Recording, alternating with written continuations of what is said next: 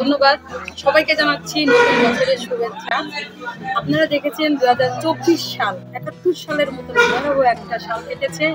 আমাদের এই 2024 সালে সকল প্রাণী মুছে আমরা নতুন বছর 2025 সালটা যেন নতুনভাবে নতুন উদ্যমে বাংলাদেশকে সাজানো গোছানোর জন্য শুরু করতে পারি, এই লক্ষ্যে আমরা কাজ করে যাচ্ছি। আমাদের আসলে রাজনৈতিক কথা পরে আসবে। আমার জীবনে আমি যেহেতু একজন সমাজকর্মী, আমি সামাজিকতার মধ্যেই বেড়ে উঠেছি।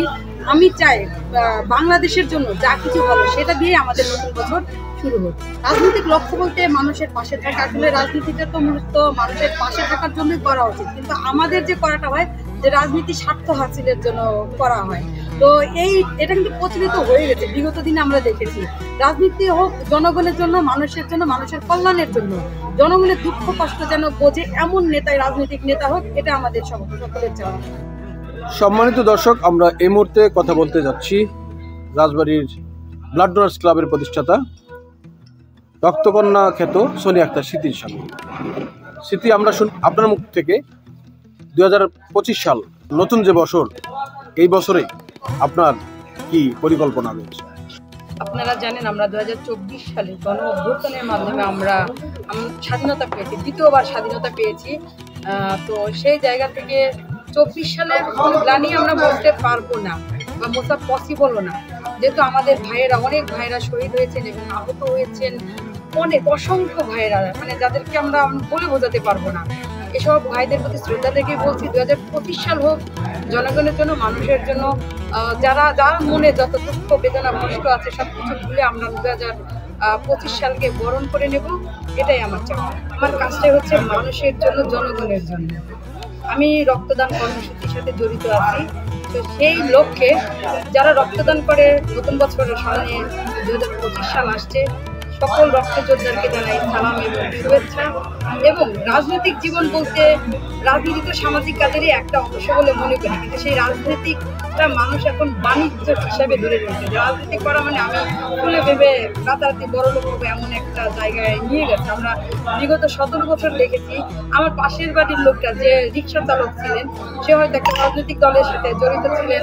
সেই জড়িত থাকার কারণে সে বছরখানিকের মধ্যে হয়তো বা কোটিপতি হয়ে গেছে, আমি জানি না তার টাকার উৎস কি। তা আমরা চাই রাজনৈতিক ব্যক্তিত্ব হোক, যারাই হোক, মানুষের জন্য রাজনীতি করুন, সমাজের মানুষের জন্য রাজনীতি করুন, জনগণের জন্য রাজনীতি করুন। রাজনীতি হোক দেশের জন্য, দেশের মানুষের জন্য। যেখান থেকে যে নেতা দেশের জনগণের কথা বুঝবে তেমন নেতাই আমরা রাজনৈতিক নেতা হিসেবে দেখতে চাই। ব্যক্তি স্মৃতি, আমি এখন আর ব্যক্তি স্মৃতি নাই। আমি এখন একজন সামাজিকতার মানুষ, সমাজের মানুষ, মানুষের জন্য মানুষ।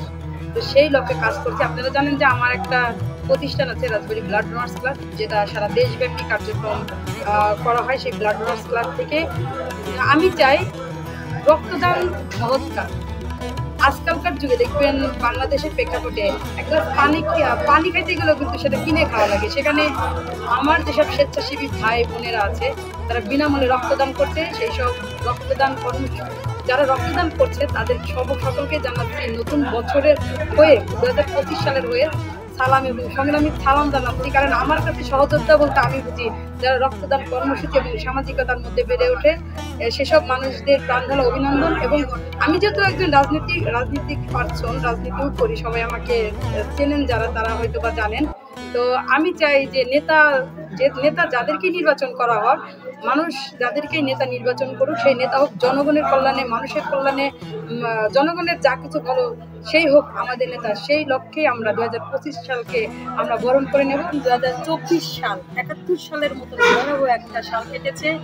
আমাদের এই 2024 সালে সকল প্রাণী মুছে আমরা নতুন বছর 2025 সালটা যেন নতুনভাবে নতুন উদ্যমে বাংলাদেশকে সাজানো গোছানোর জন্য শুরু করতে পারি, এই লক্ষ্যে আমরা কাজ করে যাচ্ছি। আমাদের আসলে রাজনৈতিক কথা পরে আসবে। আমার জীবনে আমি যেহেতু একজন সমাজকর্মী, আমি সামাজিকতার মধ্যেই বেড়ে উঠেছি। আমি চাই বাংলাদেশের জন্য যা কিছু ভালো সেটা দিয়ে আমাদের নতুন বছর শুরু হোক।